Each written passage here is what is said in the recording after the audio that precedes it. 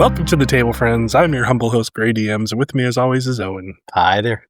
Today, we're going to be talking about an aspect of the TTRPG hobby / wargaming hobby that is dearly near to my heart, and oftentimes crashing down upon me, which is the history and really the state of crafting and painting miniatures. How sometimes, depending on the game you play, there is this beautiful aspect of expression and artistry and joy, and sometimes you just deal with companies that are very, very greedy. Sounds like you're coping, Greg. So much coping. Okay. How much plastic do you own? I have enough plastic to make my coffin. And that's how much I measure it in. So, the practice of crafting and painting miniatures represents a captivating intersection of artistry, history, and recreation. So whether meticulously detailing a historical soldier for a war game, bringing a fantastical creature to life for a role-playing adventure, or simply creating a tiny replica for display, the allure of miniatures spans diverse interests and has persisted across millennia. From their origins as objects of spiritual significance to contemporary status as an integral component of gaming and cherished collectibles, very cherished, miniatures hold a unique fascination. This enduring appeal stems from the human desire to create, to control, and to tell stories, all within the confines of a small scale. The intricate detail achievable in these tiny forms allows for a focused appreciation of craftsmanship and design, while the act of creation and customization provides a tangible connection to history, fantasy, and personal expression. The journey of miniature crafting and painting reflects not only evolving materials and techniques, but also the changing purposes and cultural contexts in which these small-scale representations have been embraced. I just wish they weren't so small. Like, I can't paint eyes. Dude, if we only had a technology that could make something bigger or smaller, I would expressively use it for miniatures. Nothing else. I would use it for nothing else. I would be the person where you're like, why haven't you used this to make money? And you're like, have you seen the eyes on my miniatures? They're perfect. I can get in there with an airbrush now.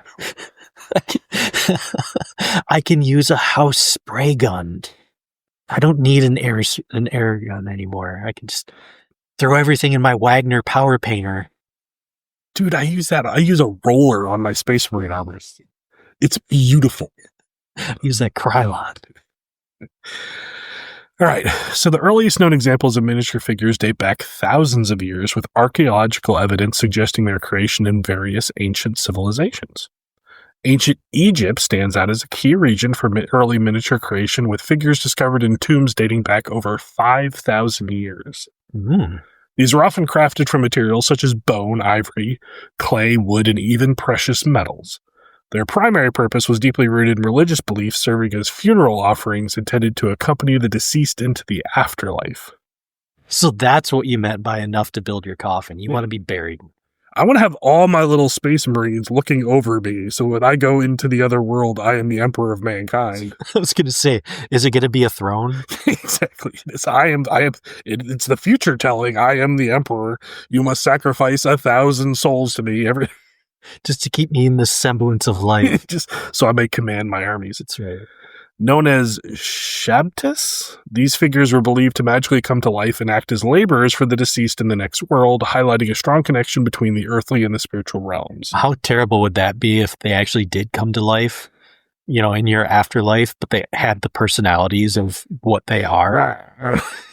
They just immediately start killing each other. It's like, no. It's like, I can't handle those space elves. No. You're supposed to be on my side. Exterminatus. No. It's just little plastic bombs. Ow. Stop it. Beyond funerary uses, miniatures figures in ancient Egypt also play a role in religious rituals and everyday life, with small models of food, tools, and deities found in temple contexts and homes, serving as a focal point of devotion and ensuring divine favor. Mesopotamia also provides early evidence of miniature figures, with clay tablets considered the first miniature books dating back to the 3rd millennium BC. I can just see GW trying to say, how can we copyright those? Let's get our rules in there. That's trademark. That's trademark. You owe us gold and myrrh. Let's go into the afterlife. Our lawyers are coming from you. Figures in this region, often made of clay, metal, or stone, solve various purposes, including votive offerings in temples, embodying the essence of worshipper to be present before the gods. These figures often depicted deities, animals, or humans in gestures of worship, reflecting the polytheistic nature of Mesopotamian beliefs. The materials used, such as gypsum or limestone for votive statues, were chosen for their availability and sometimes held symbolic meaning.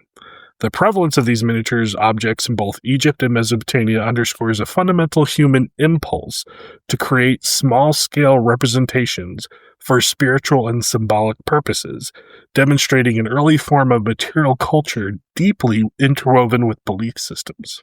Mm-hmm. While some instances suggest potential uses as toys or educational tools, the primary function of these earliest miniatures appears to have been religious and symbolic, indicating their role as recreational objects developed later in history, and I'm sure that's what they told their wives. You spent how much on your Horus miniatures? But why do they all have swords and stuff? No, it's strictly religious, I swear. It's symbolic. There's a tax write-off. We have to do this in order to live, How much did that cost? How many goats did that cost? How many goats did your little army? We have an army at home. Those are made out of wood. That's too true. The formalization of wargaming as a distinct pursuit emerged much later in history, evolving from early board games with strategic elements. A pivotal moment in the development occurred in Prussia in the late 18th and early 19th centuries. Johann Christian Ludwig Hellwig is credited. Yeah, that's a wow. name. So Johann Christian Ludwig Hellwig is credited with inventing the first proper war game in 1780, aiming to create a realistic simulation for training army officers in military strategy. Could you imagine his mom getting pissed off at him and yelling at him? She passes out every time she's trying to yell up the stairs. Or sometimes she just introduces other names in there. She's like, no, crud, that's your brother. That's just... This game played on a large grid. Ooh. There's more evidence for grid-based D&D right there. Representing terrain, utilized pieces to represent military units. The Prussian military recognized the value of such simulations, and in the early 19th century, a father-son team, Baron von Reiswitz and his son, further developed the Kriegspiel, incorporating accurate paper maps and a specific scale. This more sophisticated form of wargaming became an integral part of the Prussian military training, with many crediting its influence for Prussia's victory in the Franco-Prussian War of 1870 to 71. The transition of wargaming from a primarily military tool to a recreational hobby was significantly influenced by H.G. Wells, who published Little Wars in 1913. This book provided codified rules for playing war games with toy soldiers, making the activity accessible to a wider audience. Wells's work is widely remembered as the first rulebook for miniature wargaming with terrestrial armies, and often gets cited by GW as "give us more money." There's a long-standing history here, okay? We go all the way back to H.G. Wells. H.G. Wells. G. Wells. G.W. Give us more money. By laying out simple rules for movement and combat using commercially available toy soldiers, Little Wars shifted the focus towards recreational play and laid the foundation for the modern miniature wargaming hobby. The use of miniatures figures became central to visualizing tactical scenarios on a model battlefield, enhancing the immersive quality of the game. As wargaming evolved, rules became more complex, incorporating factors like terrain, unit type, and historical accuracy, further solidifying the role of miniatures as a tangible representation of military forces. The 1970s witnessed the emergence of tabletop role-playing games, a new form of gaming that built upon the traditions of wargaming while introducing a greater emphasis on narrative, character development, and collaborative storytelling. Sounds like something the devil would make. I know. It all comes down to this. TTRPGs evolved from a confluence of historical reenactment, improvisational theater, and fantasy war games. One of the earliest and most influential TTRPGs was Dungeons & Dragons, first published in 1974. Ooh, that sounds like a fun game. Yeah. Try it sometime. I wonder who plays that. Yeah. D&D's origins are directly linked to miniature wargaming, with its initial rules drawn heavily from Chainmail, a medieval miniatures combat game co-authored by Gary Gygax and one of D&D's creators. Initially, D&D was marketed as a niche wargaming product, reflecting its strong ties to the existing culture of miniature wargaming enthusiasts. Miniatures were naturally integrated into the gameplay experience, primarily for representing character positions during tactical combat encounters. While the focus of D&D soon shifted towards narrative and role-playing aspects, miniatures remained a popular, though not always essential, component of the game. The use of miniatures allows players to visualize the unfolding events, particularly in combat situations, adding a tactile and visual dimension to the imaginative world of the game. The connection between early TTRPGs and miniatures is evident in the fact that many early players came from the wargaming hobby and were already accustomed to using figures in their games. While TTRPGs evolved to encompass a wide range of rule sets and gameplay styles, the integration of miniatures for tactical representations remains a significant aspect of the hobby for many players. The materials used in crafting miniatures have undergone a significant transformation over time, reflecting advancements in technology and the changing demands of the hobby. Early miniatures, as seen in ancient Egypt and Mesopotamia, were often handcrafted from natural materials like clay, wood, bone, and ivory. Imagine a whole set of ivory miniatures for D&D. People are going to be hunting you down. Is it wrong that in my head, I'm sitting here thinking, GW is just like, our plastic is worth more than ivory? Pretty much. The Industrial Revolution brought a significant shift with the emergence of metal as a dominant material, particularly for wargaming figures. Figures. Tin and lead alloys, known as white metal, became widely used due to their durability and sustainability for mass production through casting techniques. This era saw the rise of companies specializing in metal miniature production, catering to the growing popularity of wargaming. Yeah, there was a gentleman I used to work with who he wasn't big into wargaming, but he was big into tabletop RPG games and stuff like that.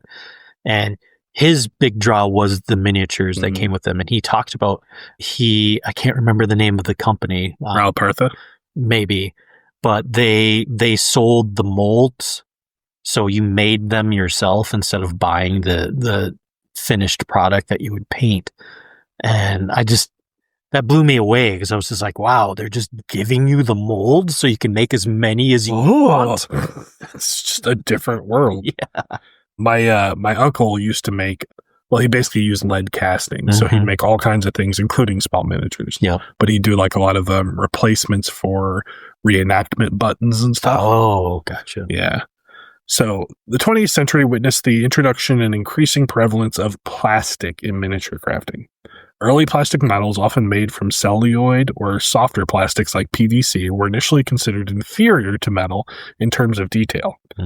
However, advancements in plastic injection molding techniques and the development of higher quality plastics, such as polystyrene, allowing for the production of increasingly detailed and dynamic miniatures at a lower cost. Plastic miniatures offered advantages in terms of weight, size, and the ability to create multi-part models with greater possibility. Also, you no longer could kill your... I was going to say, but can you throw them at someone and kill them? Yeah, else you just can't, put it through a wall. Resin also emerged as a popular material, particularly for smaller production runs and highly detailed figures. More recently, technologies like 3D printing have further revolutionized miniature crafting, allowing for intricate designs and individual customization. I wonder how that's working out for the player base. The art of painting miniatures boasts a rich history, evolving from the delicate embellishments of illuminated manuscripts and the intimate detail of portrait miniatures. I'm already at that point when it comes to painting miniatures where I'm like, I suck at this. And then to look at the illumination that they did on these books and the elaborate drawings and all the stuff that they did, and just be like, yeah, we're going to start painting miniatures like that. It's just like, I give up. What's the point? So this is Lil Papa's here, but the term miniature itself has origins in the minium or red lead used by medieval illustrators in manuscripts. Early miniature painting, often called limning, involved the application of watercolors and gouache on surfaces like vellum or prepared paper, with skilled artists achieving remarkable detail on a small scale. Portrait miniatures, popular amongst 16th century elites, were often executed with meticulous brushwork, capturing the likeness and status of their sitters. So they actually, there's one of the, like, lockets. Yeah. Like their miniature, like, it was a whole thing of, like, if your skill is advanced, then in theory you could, like, do this very fine miniature work, and so they'd start flexing by doing that. That's crazy. It's like those people that do portraits on the head of a needle and stuff. Yeah, or people that, like, carve pencil lead. Yeah. The 18th century saw the introduction of ivory as a painting surface, providing a luminous ground for transparent pigments and stimulating a revival of miniature painting. Techniques continued to evolve with artists like Richard Cosway, known for their brilliant and expressive brushwork on ivory. The advent of photography in the 19th century led to a decline in demand for painted portrait miniatures, but the art form persisted and adapted. With the rise of miniature wargaming and role-playing in the 20th century, miniature painting took on new dimensions. The focus shifted towards painting miniature figures for gameplay and display, leading to the development of specific techniques like layering, highlighting, and shading to create depth and visual interest on the small forms. The introduction of enamel and later acrylic paints provided new mediums for miniature painters, offering different properties in terms of opacity, drying time, and color vibrancy. Modern miniature painting encompasses a wide range of styles, from tabletop standard aimed at producing armies for gaming to display quality focused on artistic excellence and intricate detail. Online communities and resources have further fostered the sharing and development of diverse painting techniques within the hobby. So this is kind of a weird thing that the miniature painting hobby encompasses kids sitting around their basement trying to paint their D&D miniature to look cool. Yeah. All the way to a bunch of, like, Europeans going to a castle in Italy and grading works of art. And it's a complete continuum, and I can tell you exactly how they're connected. It's so weird because it touches into an ancient art form. And Yeah. you're like, What? My space marine shoots your tyranny. My paladin attacks you with his smite. And how do you feel the focus on the illumination of the sword appears on this miniature? Is that OSL? Yeah, so the history of miniature crafting and painting has been shaped by numerous key individuals, influential companies, and pivotal events, and has driven its evolution as a hobby or art form. In the realm of wargaming, obviously we mentioned Johann Christian Ludwig Hellwig's invention of the first game, H.G. Wells, D&D, creation of D&D. Jack Scrubby is often considered as the father of modern wargaming for popularizing the hobby in the United States and organizing early conventions in the 1950s. Several companies have played crucial roles in shaping the miniature landscape. Games Workshop, founded in the UK, became a dominant force with its popular Warhammer and Warhammer 40k game systems and its Citadel Miniatures brand. Ralpartha Enterprises, established in 1975, was another significant manufacturer, known for its historical and fantasy figures, particularly those of D&D and Battletech. Early toy manufacturers like Bliss Manufacturing Company and Roger Williams Toys contributed to the broader history of miniatures as playthings and collectibles. Pivotal events, including the widespread adoption of a plastic as a primary material for miniatures, which began in the later half of the 20th century, and the rise of the internet, which facilitated the growth of online communities and the sharing of knowledge and inspiration among hobbyists. So today, miniature crafting and painting is a vibrant and thriving global hobby, enjoying a diverse community of enthusiasts. While deeply rooted in gaming community, encompassing wargamers and role players who use miniatures to enhance their gameplay experience, the hobby also attracts dedicated collectors and painters who appreciate the artistry and craftsmanship involved, even at the cost of mortgaging their house for a second. And some of them just buy them, leave them in the boxes, throw them in crates, and then put them on a wall. Personal. The advent of online platforms, social media, and dedicated forums has fostered a strong sense of community, allowing hobbyists to connect, share their work, learn new techniques, and participate in online painting contests and challenges. Conventions and local gaming stores also serve as important hubs for in-person interaction and exchange of ideas within the hobby. Beyond the social and creative aspects, many hobbyists find therapeutic and mindfulness benefits in the focused and detail-oriented nature of miniature painting.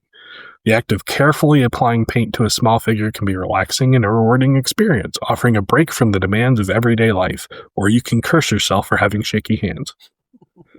The tangible result of a finished miniature provides a sense of accomplishment and creative satisfaction.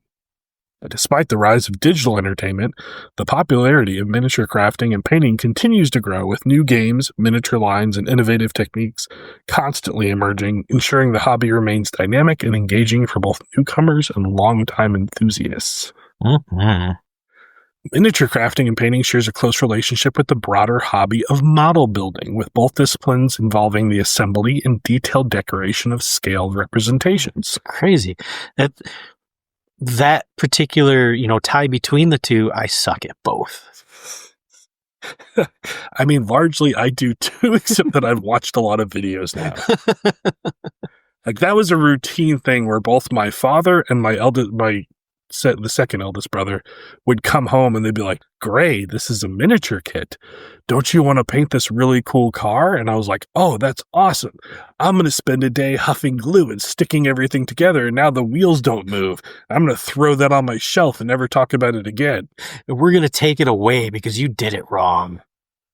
It's like I used to have so many, like I'd paint, like I'd do like the F-14s, my favorite planes, and I'd like put like fishing string on them and hang them from the ceiling, and then I'd like paint my own. I'd be like, "Oh, this is from my story," and I'd paint it up with like gaudy colors and be like, "Oh man, vroom vroom." Look how cool I am in my F-14. And then whoever bought me the kit was just like, "That was a waste. That was a complete waste." But so that's the whole thing I don't understand, though, because is it really a waste because you did something fun, you did something constructive, and you got something out of it, and in their mind, it's like you did not do it perfectly, so it's a waste? Well, I think depending on the personality, like, for example, my older brother who, like, I think stopped getting me kits because I eventually started getting them from, like, my mother and my father when we go out to places. If they had model kits, I'd be like, "Ooh, can I get a model kit?" Because, I mean, at the time, they were like $10, $14 or something like that. And like you said, like, parents were like, "Oh, you're going to be up there for like a day or two, like working on this." But my brother, who's a perfectionist, like, his whole thing was like, no, you have to build it in sub-assemblies and then make sure paint everything. Sand down all the sprue cuts. Yeah, and I've learned to appreciate those parts of the craft, and I hate doing it. A little bit. Well, not so much anymore. I mean, like, when I was going through my tirade of personal problems and making space wolves that look abominable, like, oh geez, just the legion of unpainted plastic. That's one thing, but like now I do appreciate, like, okay, going through all the steps of cleaning, all the steps of doing everything right, and trying to end up with a result that you're like, when I'm done, I can put this on my desk and like look at it, and like that brings me happiness. I get that. See, my problem is I've done this several times where I was just like, this will never be a showpiece, but I'm going to spend time. I'm going to try to do it as well as I can. And I finish it and I'm just like, that looks awful. I don't want to look at it. Oh my God. The enemy of that, or sorry, the champion of that, distilled, the avatar of that dark god is the phone. Like, we had it so good back when we had normal cameras. Yeah. It's like I did Karn the Betrayer one weekend, and I took some time, and like I was like, I'm working on a project right now where I'm like trying to paint a miniature the best I can because I want to like benchmark like a moment in history. Like, what can I do if I balls out, just as hard as possible? I do this. And at the time, I kind of did that same thing. I was like, man, this guy's going to be the poster boy of the World Eater. So like, I want to do him straight up. I'm going to use all my knowledge to do it. And like, To a 40-year-old's eyes, if you hold that miniature in your hand, you're like, this looks really cool. But when you squint, But I took a picture of it, and it was like all my delusions were shattered. I didn't want to crawl out of bed. Like, it showed every time that, like, I veered. And, like, Chaos Marines have so much trim, and it's so messy, and it's everywhere. But in my hand, I could ignorantly be like, this looks good. I would like showing this to someone. But that picture, cool, can I hold it? No. Yeah. I'm going to hold it back here. You're going to respectfully stand 10 feet away. Like, look at it on the battlefield. It's supposed to look at the battlefield. Jeez. All right, so let's talk about some companies that are prominent in the hobby. Sure. I can't think of any off the top of my head, so let's hit so weird. this. Like, I'm sure we've never mentioned any of these before. No.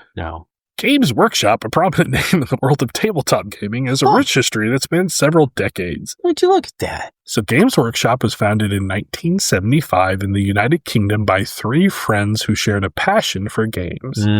Initially, the company operated as a mail-order business, importing popular fantasy role-playing and board games.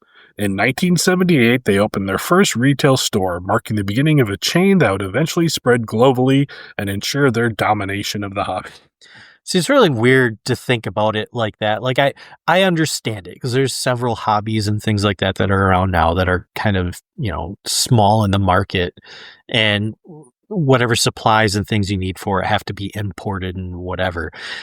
But to think about it in terms of like a wargaming thing, D&D models and stuff like that, it's just like, no, we have to special order these to bring them into our country just so people can play with them.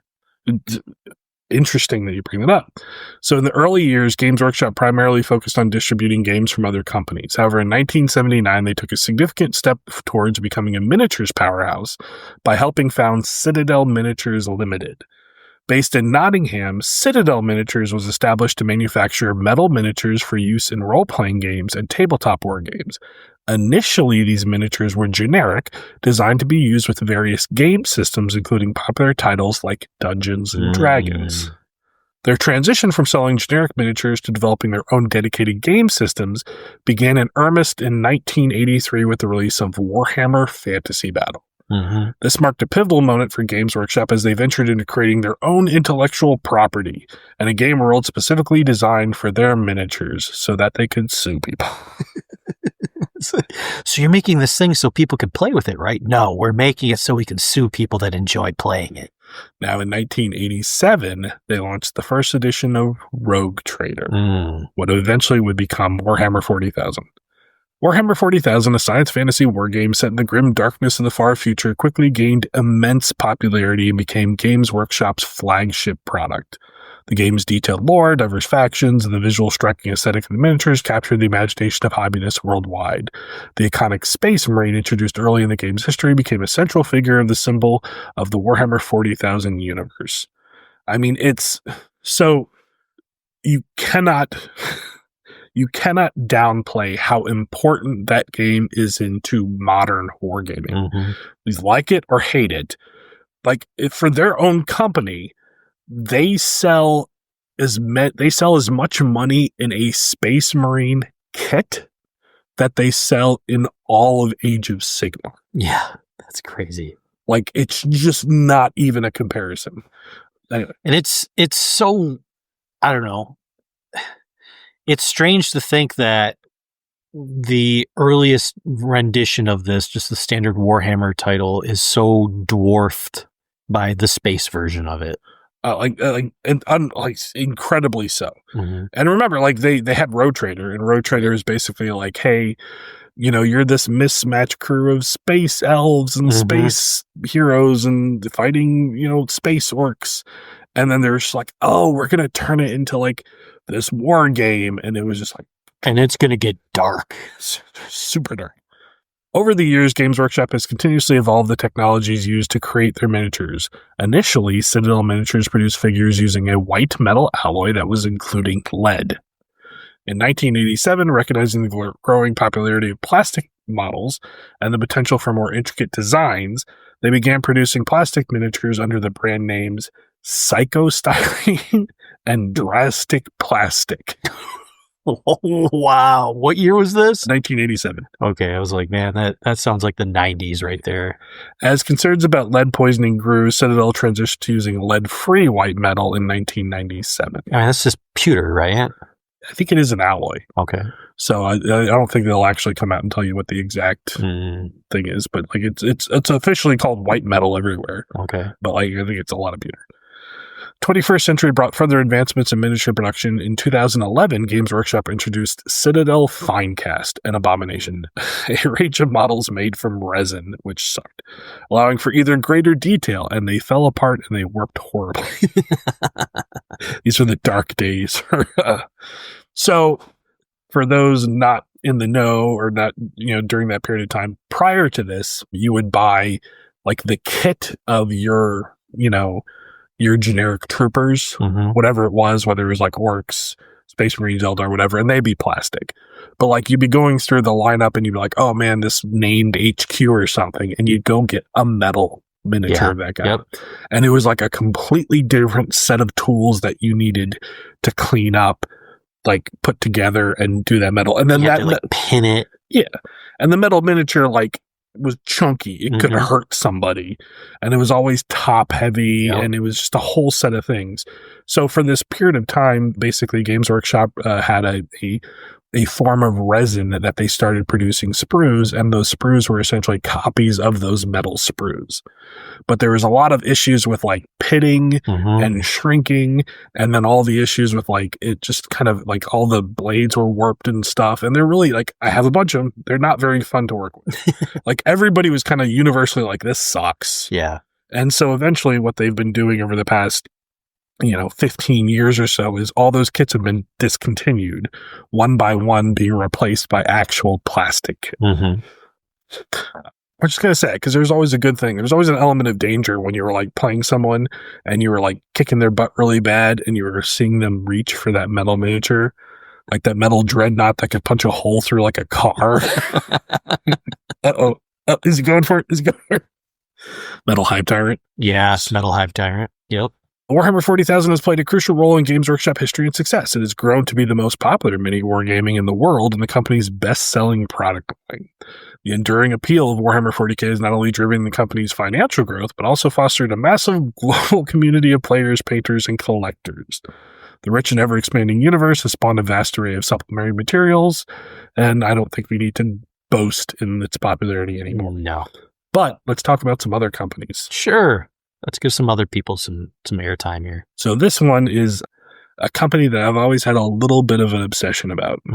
Ral Partha Enterprises, also known as Ral Partha Legacy, was founded in 1975 in Cincinnati, Ohio, USA, and has been producing miniature figures in various scales, such as 25 millimeter, 30 millimeter, 15 millimeter, and 54 millimeter.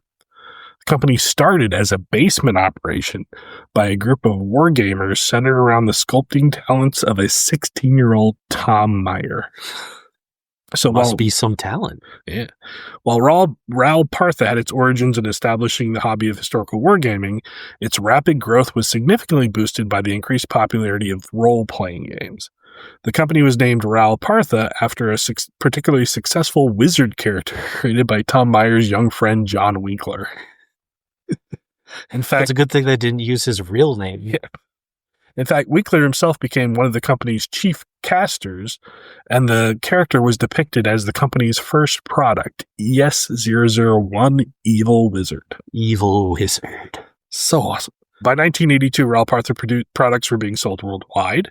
The company became particularly well known for its historical figures, the Fantasy Collectors series, and importantly, the miniatures it produced for TSR Incorporated, Advanced Dungeons & Dragons, and FASA's Battletech games. These partnerships solidified Ral Partha's role in the burgeoning tabletop RPG hobby. Early D&D players often use Grenadier and Ral Partha miniatures to represent their player characters in games.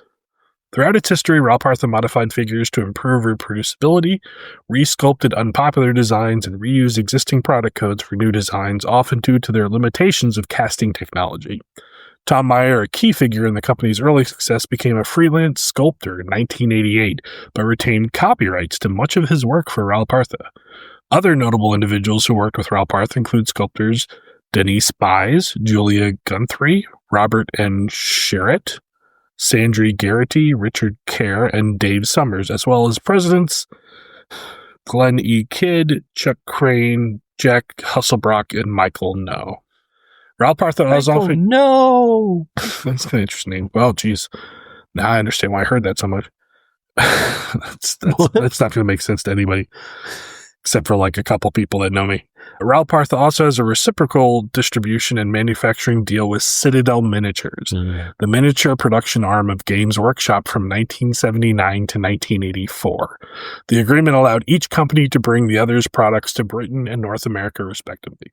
So Ralparth was one of a couple different companies that basically, if you saw people in the 80s with like D&D miniatures, they were probably the providers.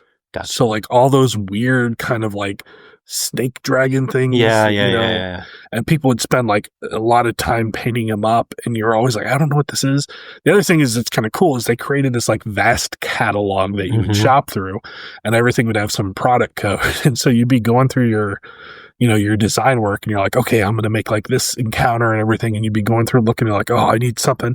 Ooh, that looks like a good villain. And then like you just order it. Yeah. There's a very charming sense to it that kind of doesn't exist. Well, except for the next company kind of took it over.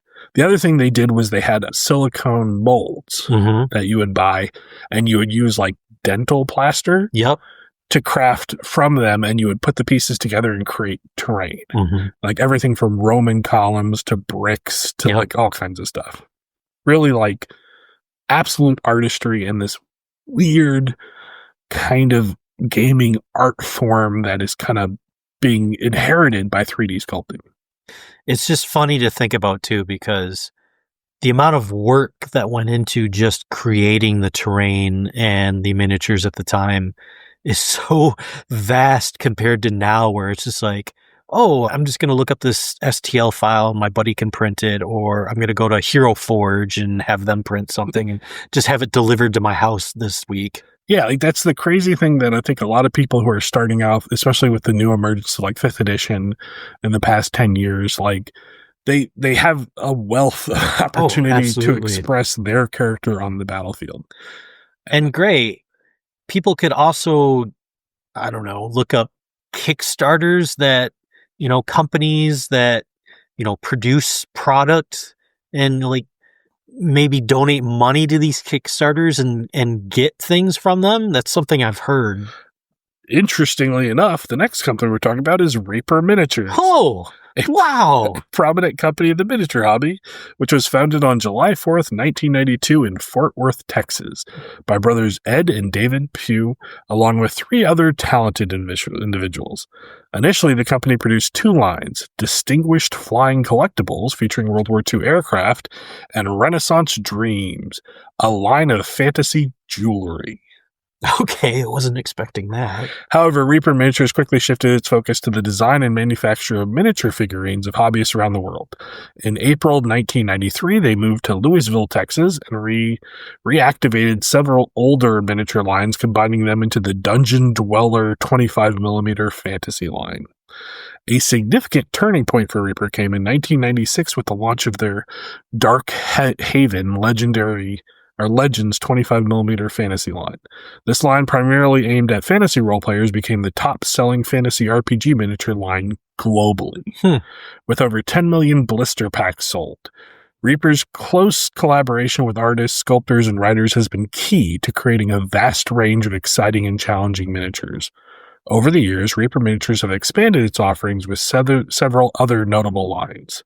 They have Warlord, Master Series Paint, Chronoscape, and Bones, launched in 2012 through a highly successful Kickstarter campaign. The Bones line offered popular miniatures from Dark Haven Legends and Chronoscapes in affordable, unpainted plastic. This line significantly impacted the hobby by providing a cost-effective way for players to acquire large number of miniatures that will eventually fall upon them and kill them. Man, I mean, you'd have to be a smart fella to kind of get in on that early and start, kicking in the Kickstarter and getting them, in the mail. Max has got to give me back the Tiamat miniature, the Maldrake one. I need it back. Or like you could just get into a Kickstarter and spend hundreds of dollars and get tubs and tubs of unpainted PVC miniatures. Like a whole point where you're like, ooh, that looks like a really cool dragon. I wonder how many dragons I have. Oh, I have boxes of dragons. I have boxes of dragons I don't remember buying. Grey, I think you have a problem. I have a big problem. This is not enough time to paint. So yeah, we need to set up Patreon. Just not. You just need to set up some sort of Twitch stream, which is as long as people keep joining us. I just keep painting. I can't get up. Well, you do a donation stream, so our subscriber stream. There you go. Yeah, just to lock me in a room with painting. Yep.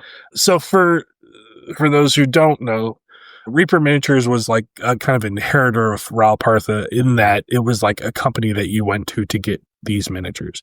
So they had a lot of metal miniatures and blister packs. You basically likewise, like you get into a D&D game and be like, ooh, I'm going to do this cool monk thing. And then you go into their website and scroll through thousands of miniatures and find the monk that you decided you wanted to buy and paint. Pretty cool. Nowadays, there's like the WizKids line and like the pre-primed miniatures you can get that have kind of tried to edge in on that. Mm-hmm. And I specifically don't talk about WizKids because I don't like that company. But like, you would never buy anything from them. Oh no, I wouldn't have tubs and tubs of WizKid pre-painted miniatures either. Consider they're all purchased in blind bags, so you have to buy a whole case to guarantee you get the ones you need. I kind of feel like at some point in time, we need to, like, I know you've like organized some of your miniatures. I feel like we need to go through and kind of not do a fire sale, but maybe like instead of every time we do a new campaign for something, we're just like, oh, I got to go find a miniature. Grey might have one that fits the bill. So I generally do like we want to kind of start more community work. Mm-hmm, and I think part of that outreach was that like I could kind of push my pile of potential onto other people. There is no need to ever buy a fantasy miniature with me around. Okay, so you say that, but so has the ship arrived yet? Well, I already have a Reaper ship. Yeah, but the other ships. Sorry, one's a ghost ship. Yeah. This is a brilliant segue because the next company I was going to talk to is Archon Studio. It's almost like I knew what we were talking about. Archon Studios is a tabletop game and miniatures manufacturer founded in Poland in 2014 by Jarek Owrotowski and Mikhail. I'm not going to try to pronounce his last name. The founders were longtime fans of tabletop games and miniatures and decided to start their own company to create high-quality products. Initially, Archon Studios focused on board games and terrain, launching their first board game, Load, League of Ancient Defenders, on Kickstarter in 2016.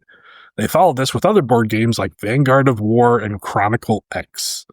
Their foray into creating their own game system with miniatures came with Dungeons and Lasers line, which is designed for tabletop role-playing games and is compatible with the 5th edition rule set.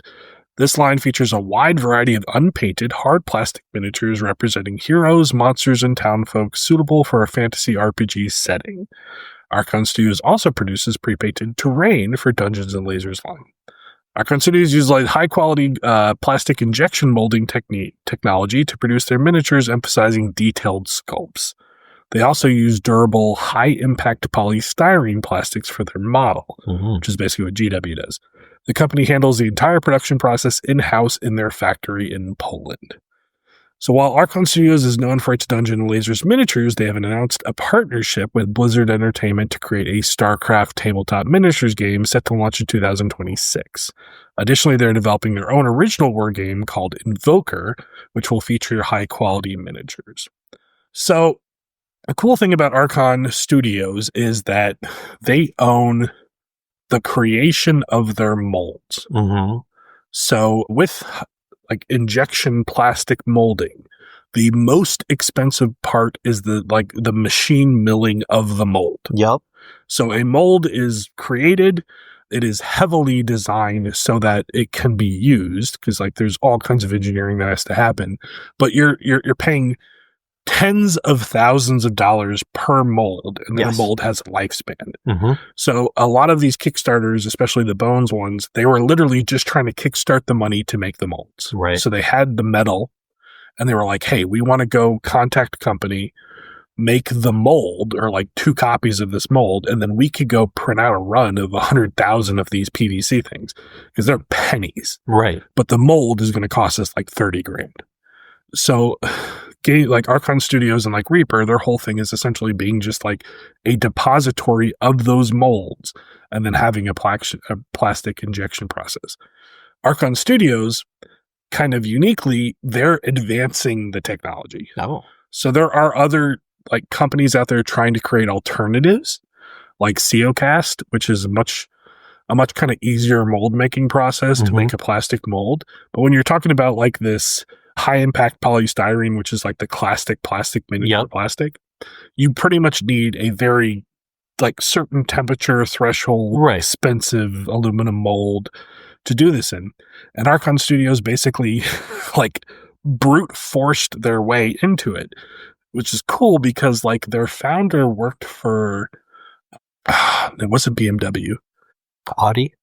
Mercedes? I think it was Mercedes. Don't quote me on that one. But they worked for an automotive manufacturer. And so they had this kind of background in like working with CNC. And they essentially, one of their first things they did was they bought a CNC mill. And they were just like, we're going to learn how to make our molds. And they spent a whole bunch of time like basically learning that process. And very importantly, learning that they could take a mold, go through a bunch of processes, and then do a second kind of cleaning on the mold as long as they build it right again, and then get more runs out of it. Like it's basically a bunch of, I mean, they're Polish, but a bunch of Polish engineers who are like, we love this stuff and we're going to, and the results are astounding. Yeah. Because they can cast in clear plastics. So some of the kits that they've been designing will basically incorporate like a clear plastic sprue and like a normal plastic sprue, which is like stuff that nobody outside of Japan does. Right. So now you put together your miniature and you paint it. And then one of the last things you do is when you're assembling it, you put these clear plastic elements in there for like the fire or the water or whatever. And you get this added dimension of like transparency. That's just really cool. The thing that they're so big on this last time, or these last 2 Kickstarters that they did, is they started painting on the sprue with a UV cured colored resin. So they can, it doesn't work so much for like their multi-part plastic miniature kits because those have too much 3-dimensionality. Yeah. But they're famous for like their terrain kits, and their terrain kits have like large flat pieces. And on those, they can basically print like the whole color print on it. And so all you have to do is like cut, slap it together. That's awesome. Yeah. Like, and every time they have a new Kickstarter, they're like iterating on these technologies. They're trying to build a bigger miniature, like the ship. They're trying to like build a bigger set piece or invent a new technology. They're kind of in a way the opposite of Games Workshop, where they're like they're very like, hey, what do you want to see? Like we'll throw in anything. We don't have any lore we're protecting. We just want to like build the technology and see what we can do. Instead of like the established, or Games Workshops, it's like, hey, you know that army that we made the whole meta about? Well, we got rid of that. And there's a new meta, so you got to buy the new model. Do it now. So yeah, they're don't want to get left behind. They're a really cool company, and like to this, you know, I could be wrong. They could have somebody on their payroll who's like some psycho murderer, but as far as everything I've seen, they're these really cool guys. They make one hell of a product, and the really cool thing about their Kickstarter, not that I'm trying to shill it out. I was going to say a lot of this just really sounds like the type of things a person would say that's trying to cope with the amounts of money that they've spent. Sunken cost fallacy.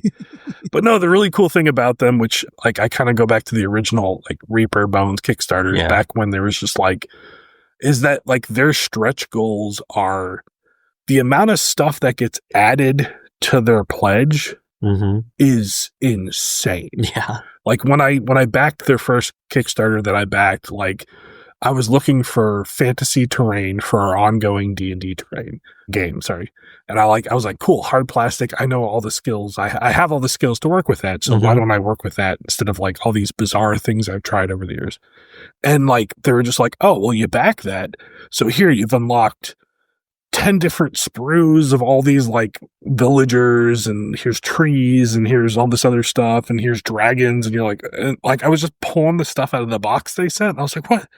I didn't buy any of this stuff, did I? And I was like, oh, these are all awesome hard plastic kits. like this is a gold mine. This is more plastic to coat my mortal body so that I may ascend into the heaven. Yeah, anyway, Archon Studios is a really cool company. Sounds like it. Yeah, I definitely, if you're into this kind of stuff, look them up. This StarCraft tabletop miniature thing, I'm really kind of wondering how this is going to pan out. And they also get pretty good licenses. Like they got He-Man. They made like a whole like He-Man game. Yeah, that's one that we should do a podcast on He-Man. Just the craziness going down that rabbit hole. So yeah.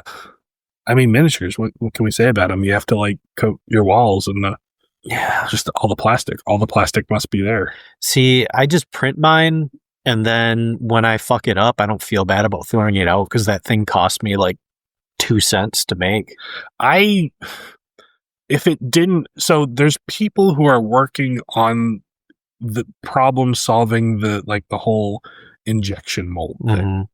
And I think that someday we're going to get to a point where they figure out the right plastic and the right like material to make the mold of, and you can then 3D print molds and inject molds in them. That would be pretty cool. And when that day comes, I'm going to get a whole plastic injection system, because then you can just grind up all your sprues and make as many copies as you right. So I'm just recycling. This is all GW plastic, 100%. Have you? I mean, it's similar but different. Have you seen the homebrew projects people have been working on to make their own filament for filament printers? No. So there's this whole process that people have been doing, and it's a little difficult because you have to keep a somewhat standard diameter on the filament itself.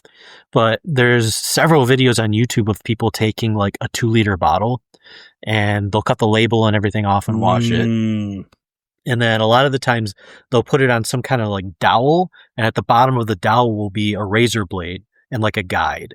And you start it and you'll get a little string of the plastic, and you just keep pulling, and it just slowly unwinds the bottle into this string. And then they'll have some kind of rotary assembly that's pulling at a constant rate, and they'll hook that up to it, and then they'll run the end of it through a hot end of a 3D printer with a modified tip on it, and that'll be whatever diameter that they want it to be, and they'll pull it through that, and then they'll have another assembly that slowly pulls it through there to get the right diameter. And it's really interesting to watch, because it's like, oh yeah, you're recycling. The plastic in these bottles is pretty much the same plastic that most people are using. The difficulty is just getting the filament to the right diameter. And there's actually a company, I'd have to look it up, I don't remember it, that made a machine that does this, where you basically run your plastic through a shredder and it spits out the pellets. You load the pellets into a hopper, and then it produces filament for you. And it's really cool. It's really interesting. But at the same time, it's just like, yeah, I'm going to buy this $5,000 machine so I don't have to spend $15 on this 2 kilogram roll of plastic. And it's like, yes, you are recycling. You can take all of your spaghetti that you've created, you could throw it in the bin, make your own plastic and everything like that. And that's cool. But it's like the technology just isn't like there for the home consumer yet. Yeah. There's a guy who runs a YouTube channel where he basically does, like, you know what sprue glue is? You heard of that? It's so, I feel like you told me about it, but I don't remember. So basically, you take your like clippings from the sprues and you put it in the plastic cement, plastic glue. So it breaks it down into basically a like gel-like substance until it dries, because it basically it evaporates. Yeah, it has to evaporate. And you normally, what people do is they use that as like a gap filler. So like if there are gaps in your miniature, it is plastic. So like you're just filling it. Takes forever to dry, but if you fill it in, you just get plastic on plastic. Super useful tool to do this. And everyone usually, like, a lot of people get into the hobby with plastic will generally have some horrible like mason jar somewhere filled with this stuff. But this one dude took it too far, and he's like, no, I want to start making plastic kits out of this stuff. Ooh. And he like engineers copies of Warhammer vehicles made entirely out of plastic sprues, and he's good. Really? And you watch his stuff, and there's this whole period where it's going through like that Play-Doh era, like that's kind of weird. And then all of a sudden he starts sanding and like taking angles, and you're like, oh, this is getting better. Oh, that's getting better. So he's just basically making like a blob, and then he's just shaping it out of a solid chunk of plastic. He's basically doing like CAD in his head. So like with Space Marine tanks, he was building the panels. And he'd sit there and measure the panel, and he'd start cutting sprues and stuff, and then he would start using sprue glue as a filler, and he would start making whole sheets of this stuff. I gotta look that up. Yeah, it's very cool, and it's got that very time consuming. Very much. Like that's the whole purpose of it is to do this. Otherwise, you wouldn't do that. But that got me into another guy who basically grinds them up and he uses it for plastic injection. Yeah, and like the cool thing, got to be pretty common. But you basically have to have a CNC machine, right? And it's really hard to make any cool mold aside from some little trinket. So it's mainly like him making little keychains. Yeah. But still, it's kind of cool to make like, hey, here's a little bottle cap keychain that I made from official GW plastic. You're like, ooh, what does that mean? Oh God, could you imagine if some point in time like that becomes a thing where it's like, no, this is official GW plastic. That was my thing. Like if you can take their plastic and reshape it, that is the biggest FU to them, because like you can't say crap about this. This is yours. We bought it and we made something else. This is just kit bashing. Yeah, it's just kit bashing, really. Yeah. All right. Well, we have rambled too far and long on miniatures, and I have to go prop up the mountain that will one day fall and kill me. So, any last parting words? I don't know which is worse, the plastic hobby or the drug trade. They're both addicting. Yeah. All right. Later, guys. Bye.